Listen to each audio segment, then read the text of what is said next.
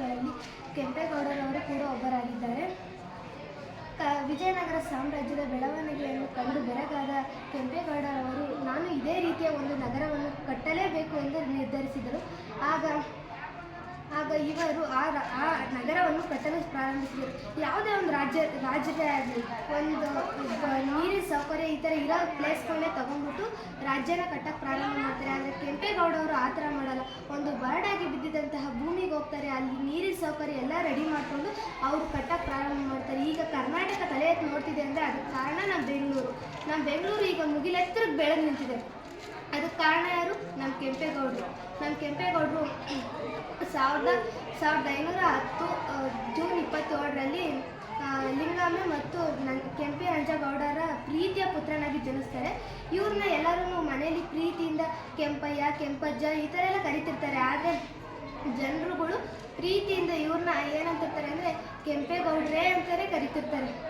ಇವರು ಹಲವಾರು ಒಳ್ಳೆ ಕೆಲಸಗಳನ್ನ ಮಾಡಿದ್ದಾರೆ. ಇವರ ಹೆಸರಲ್ಲಿ ಹಲವಾರು ಪೊಲೀಸ್ ಠಾಣೆಗಳಿದ್ದಾವೆ, ಹಲವಾರು ವಿದ್ಯಾನವನಗಳಿದ್ದಾವೆ, ಹಾಗೆ ಹಲವಾರು ಶಿಕ್ಷಣದ ಸಂಸ್ಥೆಗಳಿದ್ದಾವೆ. ನನಗೆ ಗೊತ್ತಿರೋ ಸ್ವಲ್ಪ ಹೇಳ್ತೀನಿ. ನನಗೆ ಕೆಂಪೇಗೌಡ ವಸತಿ ಶಾಲೆಗಳು, ಕೆಂಪೇಗೌಡ ಫಿಸಿಯೋಥೆರಪಿ, ಕೆಂಪೇಗೌಡ ನರ್ಸಿಂಗ್ ಈ ತರಹದ ಹಲವಾರು ಶಿಕ್ಷಣ ಸಂಸ್ಥೆಗಳಿದ್ದಾವೆ. ಹಾಗೆ ಇವರ 511ನೇ ಜನ್ಮದಿನದ ಪ್ರಯುಕ್ತವಾಗಿ ಶಿವಗಂಗೆಯಲ್ಲಿ ದೊಡ್ಡದೊಂದು ಸ್ಟ್ಯಾಚು ಅಂದರೆ 108 ಅಡಿ ಸ್ಟ್ಯಾಚುನ ನಿಲ್ಲಿಸಲಾಗ್ತದೆ. ಆಮೇಲೆ ನಮ್ಮ ಇದು ಬೆಂಗಳೂರಿಗೆ ಬಂದುಬಿಟ್ರೆ ಬೆಂಗಳೂರಿನಲ್ಲಿ ಕೂಡ ತುಂಬ ಸ್ಟ್ಯಾಚುಸ್ ಇದ್ದಾವೆ, ತುಂಬ ಸರ್ಕಲ್ಸ್ ಇದ್ದಾವೆ. KSTC ಬಸ್ ನಿಲ್ದಾಣ ಕೂಡ ಕೆಂಪೇಗೌಡ ಬಸ್ ನಿಲ್ದಾಣ ಅಂತ ಹೆಸರಿಡಲಾಗಿದೆ. ನಮ್ಮ ಕೆಂಪೇಗೌಡ ಅವರ ಸಾಧನೆ ಎಲ್ಲ ನೋಡ್ಬಿಟ್ರೆ 2017ರಲ್ಲಿ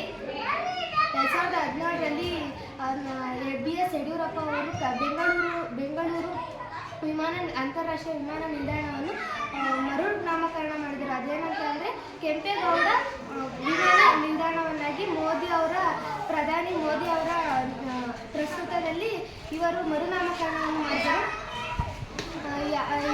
ಒಂದು ರಾಜ್ಯವನ್ನು ಸ್ಥಾಪಿಸಿದ ಮೇಲೆ ಒಂದು ಪ್ರಜೆಗಳ ಹಿತದೃಷ್ಟಿ ಕಡೆನೇ ಯಾವಾಗಲೂ ನಮ್ಮ ಗಮನ ಇರಬೇಕು. ಅದೇ ರೀತಿಯಾಗಿ ಕೆಂಪೇಗೌಡರು ಯಾವ ರೀತಿ ರಾಜ್ಯ ನಿರ್ವಹಣೆ ಮಾಡ್ತಾರೆ ಅಂದರೆ ಪ್ರಜೆಗಳ ಸುಖನೇ ನನ್ನ ಸುಖ, ಪ್ರಜೆಗಳು ಸುಖವಾಗಿದ್ದರೆ ನಾನು ಸುಖವಾಗಿರ್ತೀನಿ ಅನ್ನೋ ರೀತಿಯಲ್ಲಿ ಅವರು ತಮ್ಮ ರಾಜ್ಯವನ್ನು ನಿರ್ವಹಿಸ್ತಾ ಹೋಗ್ತಾರೆ. ಅತ್ಯಂತ ಹೆಚ್ಚಿನದಾಗಿ ಪ್ರಜೆಗಳ ಕಡೆಗೆ ಅವರ ಗಮನವನ್ನು ಹರಿಸ್ತಾರೆ. ಇದೇ ರೀತಿಯಾಗಿ ಹಲವಾರು ರಸ್ತೆಗಳನ್ನ ರೆಡಿ ಮಾಡಿಸ್ತಾರೆ. ಈಗ ನಮ್ಮ ಕರ್ನಾಟಕ ಅವರು ಕಟ್ಟಿರುವಂತಹ ನಮ್ಮ ಬೆಂಗಳೂರು ಮುಗಿಲೆತ್ತರಕ್ಕೆ ತಲೆ ಎತ್ತಿ ನೋಡುವಂಥ ರೀತಿ ಬೆಳೆದಿದೆ. ಹಲವಾರು ಜನರು ಒಂದು ಹೊತ್ತಿಗೆ ಊಟಕ್ಕಿಲ್ದವರು ಕೂಡ ಅಲ್ಲೋಗ್ಬಿಟ್ಟು ತಮ್ಮ ಕಾಲ ಮೇಲೆ ನಿಂತು ಅವ್ರು ದುಡಿತಾ ಇದ್ದಾರೆ ಅನ್ನೋದಕ್ಕೆ ಕಾರಣ ಆಗಿರೋದು ಬೆಂಗಳೂರು ಕಟ್ಟಿಸ್ತಾರೆ ಯಾರು? ಕೆಂಪೇಗೌಡ. ಇದಕ್ಕೆಲ್ಲದಕ್ಕೂ ಕಾರಣ ಕೆಂಪೇಗೌಡರು. ಈಗ ಎಷ್ಟೋ ಜನರ ಋಣ ಕೆಂಪೇಗೌಡರ ಮೇಲಿದೆ, ಅದನ್ನು ತೀರ್ಸೋಕ್ಕಾಗಲ್ಲ. ಅಂಥ ಒಳ್ಳೆ ಶ್ರೇಷ್ಠವಾದ ಕಾರ್ಯ ಮಾಡಿರೋದು ನಮ್ಮ ಕೆಂಪೇಗೌಡರು. ಅವ್ರಿಗೆ ನಾವು ಎಷ್ಟೇ ಕೋಟಿ ನಮನ ಹೇಳಿದ್ರು ಸಲ್ಲದು. ಇಷ್ಟನ್ನು ಹೇಳೋಕ್ಕೆ ಅವಕಾಶ ಮಾಡಿಕೊಟ್ಟು ನಿಮ್ಮೆಲ್ಲರಿಗೂ ಧನ್ಯವಾದಗಳು.